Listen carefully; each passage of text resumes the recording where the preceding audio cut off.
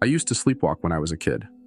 My mom always said she'd find me in strange places, the kitchen, the hallway, even once at the top of the stairs. Once, she found me out in the backyard, standing there barefoot in the damp grass, just staring into the trees like I was looking for something. She told me it scared her half to death, but somewhere in my teens it just stopped, like a switch had flipped. I went years without even thinking about it. I thought it was just one of those things you grow out of. But now in my 30s, it started again. At first, I thought it was just stress or maybe a phase. I'd wake up with small cuts on my hands, scratches on my arms, or dirt under my fingernails. I brushed it off as me moving in my sleep. It seemed harmless, you know?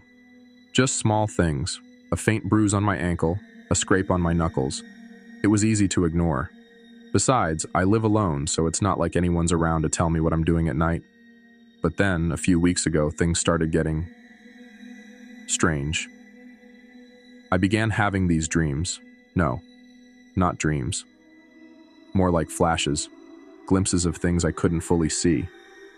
Bits and pieces I could only make out through a thick haze.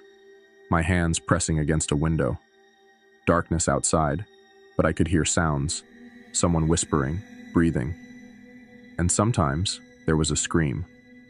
I'd wake up sweating, heart pounding, but the details would slip away like water through my fingers. Just fragments, half-formed images that didn't make sense. But then one morning, I woke up with my hand throbbing. When I looked, there was a deep scratch running along my palm, almost like I'd scraped it against something rough, like glass. A few days later, I turned on the TV and saw the news about my neighbor, an older woman who lived on the ground floor, Mrs. Eckers. She'd been found dead in her apartment, murdered. I remember the newscaster's voice going on, saying how shocked everyone was, how something like this just didn't happen around here. They said the killer had broken in through the window, but they were keeping the details quiet. I couldn't shake the uneasy feeling in my stomach, but I told myself it was just coincidental. But then I started noticing things, small things, unsettling things. My shoes, they had dirt on the soles, fresh dirt, and there was something dark around the edges, like a stain. I tried to tell myself it was just mud, maybe from a walk I'd taken and forgotten about, but it didn't sit right. And then, a few days later, I was watching the news again, and the newscaster mentioned the killer's footprints left near the window. The police had found traces of something, dried mud and smears of what they thought might be blood. They mentioned the shoe size, a men's size 11, and my stomach twisted. I wear a size 11. It's silly, right? Coincidental. Lots of people wear size 11.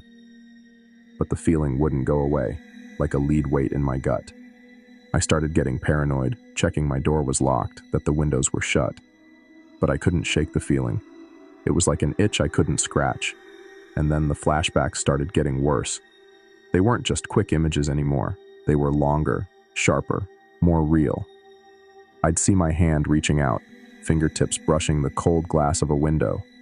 I'd see the darkness outside, the shadows. Sometimes I'd hear the sound of a creak, like floorboards shifting underfoot, and the quick, soft breathing of someone nearby. And then I'd see her, Mrs. Eckers. She'd be lying there, eyes open wide, mouth slightly parted, staring up at me with this frozen look of horror. One night, I woke up gasping, covered in sweat, and my hands, they were dirty. I could see the grime under my nails, and there was a faint reddish stain smeared along my fingers. I tried washing it off, scrubbing until my skin was raw, but it wouldn't come out completely. And that's when I knew. This wasn't just stress. This wasn't just a phase. Something was happening to me. Something was wrong. I tried calling my parents, hoping they might remember something from when I was a kid. Maybe there was something they hadn't told me, some detail about my sleepwalking that might explain this. But when I brought it up, they just went quiet. My mom's voice got this strange, tight edge to it, and my dad just kept saying I should stop thinking about it, that it was in the past. It was almost like they were hiding something, like they knew something they weren't telling me. My mom ended up hanging up on me, and when I tried calling back, they didn't answer. I started keeping my door locked at night, hoping it might stop me from whatever I was doing. But then, last night, it happened again. I had the worst dream. No, not a dream. It was a memory. I was back in Mrs. Ecker's apartment. I could feel the roughness of the carpet under my bare feet, the cold air pressing against my skin.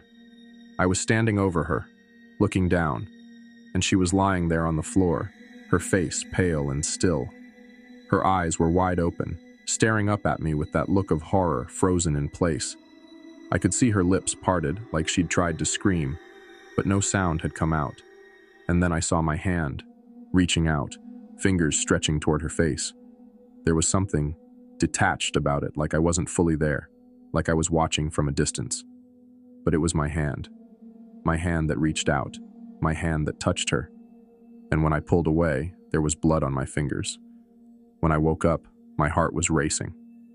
I looked down at my hands, and there were scratches, fresh scratches, like I'd clawed at something in my sleep. And there was dirt under my nails again, darker this time, almost black. I could still feel the roughness of her carpet against my skin, could still see her face staring up at me, lifeless, accusing. I tried to tell myself it wasn't real, that it was just my mind playing tricks on me. But then I saw the news again this morning. The police were asking anyone with information to come forward. They'd found new evidence. More footprints, traces of blood that didn't belong to Mrs. Eckers. They said it matched someone else, someone who must have been close to her when she died. And as I listened, I felt that lead weight in my stomach again. Because I knew they were talking about me. I tried to go about my day, tried to act normal, but I couldn't shake it. That feeling, that certainty. I was the one who'd done it. I'd killed her. It was me, sleepwalking through her apartment, me standing over her as she lay there, helpless, staring up at me with those horrified eyes. And now, here I am, sitting in this room, staring at my hands, wondering what else I've done that I don't remember, wondering what else I might be capable of. Because if I did this, if I killed her, then who's to say I won't do it again?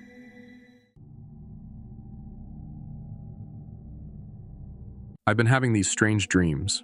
Not dreams, really. More like flashes. I'll wake up with bits of images in my head, fragments that don't make sense. Sometimes I see my hand, holding a pen. Sometimes I see shadows moving across the wall. But most of the time, it's just this feeling, like something terrible is coming. I'm trying to brush it off, but it's getting harder every day. There's this itch I can't scratch, a nervous energy in my chest that won't go away. And then the messages started. It began about a month ago with a note I found stuck to my bathroom mirror.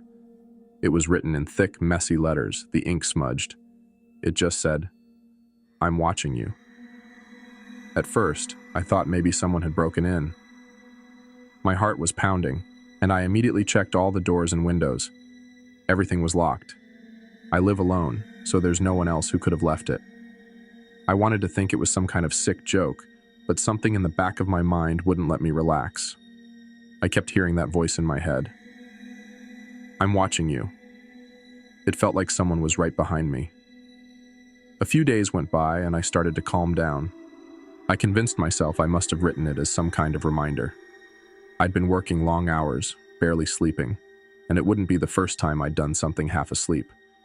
But then the next message showed up. This one was on my phone. I woke up to the text in the middle of the night. My phone buzzed and I rolled over, barely awake, to check it. It was just 2 words. "You're slipping." I sat up in bed, heart hammering, staring at the screen. The message didn't have a contact name, just a number I didn't recognize. My hands were shaking and I felt this cold dread creeping up my spine. I tried to call the number back, but it was out of service. Just gone, like it had never existed. I barely slept the rest of the night, lying there in the dark, feeling like someone was watching me. The next day I kept checking my phone, but there was nothing else. No calls, no messages. It was as if it never happened, but I couldn't shake it. All day, I felt like I was being watched. Every shadow felt like it was hiding something. Every whisper of wind felt like someone whispering my name. I tried to tell myself I was just being paranoid, that I was sleep-deprived and stressed. But then the next note showed up. This one was worse. I found it on my nightstand, right next to my bed. It was just a single sentence, scrawled in big, looping letters. I know what you did. I felt sick. My skin was cold, and I could feel the sweat dripping down my back. I hadn't done anything. I couldn't think of a single thing I'd done wrong. But there it was, staring back at me, accusing. The words seemed to pulse on the paper, and I could almost hear them whispering in my head. I tore it up and flushed it down the toilet, but I couldn't stop thinking about it. What had I done? That night, I barely slept. I kept waking up every hour, checking my phone, looking around the room. I was starting to feel like I was losing my mind. But when I finally did sleep, I had another one of those flashes. I was standing in my living room, holding something in my hand, but I couldn't see what it was. There was this sharp smell, like ink or paint, and I felt this strange satisfaction, like I'd just done something important. Then everything went black, and I woke up, gasping for breath, my heart racing. The next morning I found another note. This time it was on the fridge. You can't hide from me. The handwriting was the same, big and messy, but something about it felt off, like it was taunting me, daring me to do something. I felt this anger bubbling up, mixed with fear. I ripped it off the fridge and crumpled it in my hand, but as I stood there, I realized something. The handwriting. It looked familiar. It looked like mine. I spent the next few hours comparing it to things I'd written, my grocery lists, notes from work. And the more I looked, the more I realized it was my handwriting. Just a little sloppier, like it had been done quickly. My heart sank. Was I writing these notes to myself? I didn't remember writing them. But the handwriting didn't lie. I started thinking maybe I was sleepwalking. Maybe, in some weird state, I was writing these notes. But why? Why would I write these kinds of messages? It didn't make any sense, but nothing did anymore. I started leaving my phone recording at night, hoping it might catch something. I needed to know what I was doing when I was asleep. The next morning I checked the recording. It was mostly just silence with the occasional rustle of blankets. But then, around 3:27 a.m., I heard something. It was faint, barely audible, but it sounded like whispering. My voice, but lower, muttering something I couldn't make out. The hairs on the back of my neck stood up. I rewound it, listening over and over, trying to make out the words, but they were too muffled. It sounded like I was repeating something, over and over, in a slow, rhythmic chant. I felt sick to my stomach. What was I saying? The next few nights I barely slept. I was afraid of what I might do, but I was exhausted and eventually I passed out. And that's when I had another one of those flashes. This time it was clearer. I was standing in front of the mirror, my face inches from the glass. My eyes were wide, staring back at me, and I was smiling.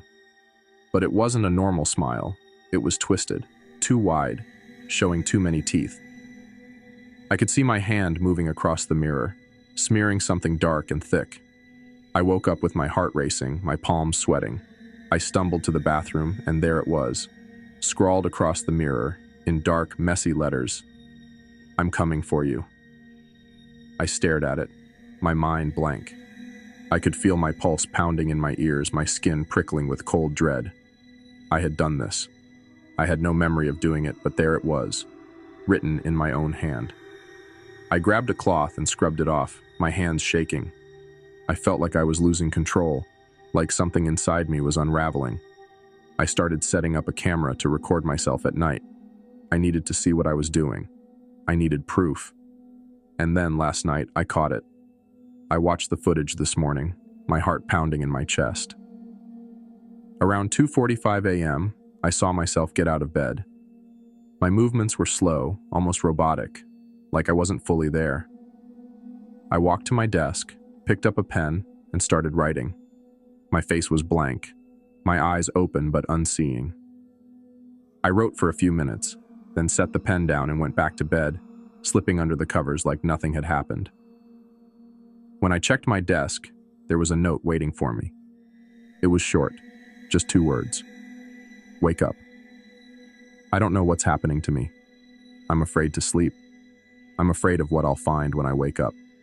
The messages keep coming, and each one is more menacing than the last. It feels like a warning, like a countdown. Wake up. Wake up before it's too late. And now I'm sitting here, writing this down, hoping that somehow this will make sense, that I can understand what's happening to me. But deep down, I think I already know. I can't say exactly when it started. A few months ago, maybe? I'm not sure. I didn't know I'd started sleepwalking again until I found myself outside, standing on the sidewalk in the middle of the night. I was barefoot, shivering, and staring up at my apartment building like it was unfamiliar. That first time, I chalked it up to stress. I was going through a rough patch, and it wouldn't have been the first time I'd done something strange in my sleep. But this was different. The next morning I woke up with dirt on my feet and a sense of something wrong, something I couldn't shake off. My body felt heavy, tired in a way I didn't understand, like I'd run a marathon in my sleep. I tried to ignore it, telling myself it was just stress, that I'd be fine. But deep down, I knew there was something more to it. Over the next few weeks, I kept waking up in strange places. Once, I found myself in the hallway outside my apartment, my hand pressed against the wall, as if I was about to knock on someone's door. Another time, I woke up at the bottom of the stairs, staring up into the darkness with no memory of how I'd gotten there. At first, I kept it to myself. I didn't want anyone to know what was happening. I thought I could handle it, that it would pass on its own. But it didn't. The sleepwalking only got worse. One night, I woke up covered in scratches, deep red marks that stung whenever I moved. They weren't on my hands or arms. They were on my back, in places I couldn't have reached on my own. It was like something had grabbed me, dragged its nails down my skin, leaving behind a trail of pain and confusion. The worst part was, I had no memory of any of it. The days blurred together. Each morning I'd wake up feeling more drained, more disoriented, with little fragments of memory that slipped away as soon as I tried to grasp them. I'd see flashes of empty rooms, long hallways, staircases leading down into darkness. Sometimes I thought I saw faces in those memories, people I didn't recognize, watching me with blank, empty eyes. Desperate for answers, I bought a cheap camera to film myself while I slept. That night, I set it up on my dresser, pointed directly at my bed, and went to sleep, hoping the footage might reveal some explanation. The next morning, I plugged the camera into my computer and hit play. At first, it was just hours of me lying in bed, tossing and turning, bathed in the eerie green glow of night vision. But then, around 3 a.m., I saw myself sit up suddenly, my eyes open, staring straight ahead. My face was blank, almost lifeless, as if I were in a trance. I watched myself swing my legs over the side of the bed and stand up, moving slowly, deliberately. I felt a chill watching myself walk out of the bedroom, disappearing from the frame. A few minutes passed with the empty bed filling the screen. Then, just when I thought the recording would show nothing else, I reappeared. Only this time I was facing the camera. In the video, I stepped closer, my face illuminated in that strange green light, shadows pooling in the hollows of my cheeks. My eyes were open, but they didn't look like mine. They were cold, almost hollow, staring directly at the camera as though looking right through the lens, right through me. Then, in a voice that sent a shiver down my spine, I heard myself whisper, "He's here, watching." My heart pounded as I replayed those words over and over. He's here, watching. It sounded like me, but it didn't feel like it was me who was speaking. The voice was distant, detached, like it was someone else using my mouth to speak. I didn't sleep for the rest of the night. The following nights, I kept recording. Each morning, I'd watch the footage, and each time it was the same. Around 3 a.m., I'd sit up, leave the room, and then return to stare into the camera, whispering cryptic messages in that same hollow voice. Sometimes it was just a few words, "Help me," or "He's coming." Other times, it was complete nonsense, fragmented sentences that seemed to mean nothing. But each time, the tone was the same, cold, distant, and utterly void of any emotion. By the fifth night, I was on edge, exhausted, paranoid, and terrified of what I'd see when I checked the camera in the morning. But that night was different. The next morning, as I watched the footage, I saw myself go through the same routine. Sit up, walk out of the room, return to the camera. But this time, as I leaned in close to the lens, I didn't say anything. I just stood there, staring into the camera with a blank expression. And then, slowly, I started to smile. It wasn't a friendly smile. It was twisted, almost animalistic. A grin that stretched too wide, showing too much of my teeth. I felt sick watching it, like I was looking at a stranger wearing my face. Then, without warning, I reached up with one hand and covered the camera lens, plunging the screen into darkness. When I pulled my hand away, I was gone. The bed was empty, and the room was silent. My hands were shaking as I turned off the computer. I didn't know what to do, didn't know who to tell. Who would believe me? Even I barely believed it. But the evidence was right there in front of me, undeniable and terrifying. That night, I didn't even bother setting up the camera. I was too scared to know what I'd see, too afraid of the person I'd become in the middle of the night. I lay in bed, staring at the ceiling, my mind racing with fear and confusion. Just as I was starting to drift off, I felt it. A presence. Cold, heavy, like someone was standing right beside me, watching. I lay still, my heart pounding in my chest, too terrified to open my eyes. And then I heard a voice, a whisper, right next to my ear, so close I could feel the breath on my skin. I'm still here. This time, the whisper wasn't mine. It was deeper, darker, filled with a malice that made my skin crawl. I bolted upright, my eyes darting around the room, but there was no one there. Just the darkness and the faint hum of the city outside. For the next week, I barely slept. I'd lie in bed, waiting for the whisper, the presence, anything. But nothing happened. The recordings showed nothing unusual, just me lying there, tossing and turning. I started to think maybe I'd imagined it all, that the lack of sleep was making me paranoid. Then, one night, I woke up with a start, my heart racing, my skin slick with sweat. I didn't know what had woken me, but I felt that same presence, that cold weight pressing down on the room. Slowly, I turned my head to the corner of the room and froze. There, in the shadows, I saw him. A figure, tall and thin, standing perfectly still, watching me with eyes that seemed to glow in the darkness. I couldn't see his face, but I could feel his gaze, piercing and unblinking. I wanted to scream, to run, to do anything to get away, but I couldn't move. My body felt paralyzed, trapped by his stare. Then, slowly, he raised one hand and pointed at me, his finger trembling, and in a voice that sounded like my own, he whispered, "I'm here." I jolted awake, heart pounding, drenched in cold sweat. The memory of that figure in my room, his eyes dark and unblinking, his voice in my own whisper, "I'm here," felt as vivid as ever. I checked the recording from the night before, hoping to prove it had all been a nightmare. The footage showed me asleep, but at 3 a.m., I sat up, eyes empty and unblinking. I rose from the bed, staring straight into the camera with a twisted grin. Then, in a voice that was unmistakably mine, but void of life, I whispered, "He's in here now. You're just borrowing time."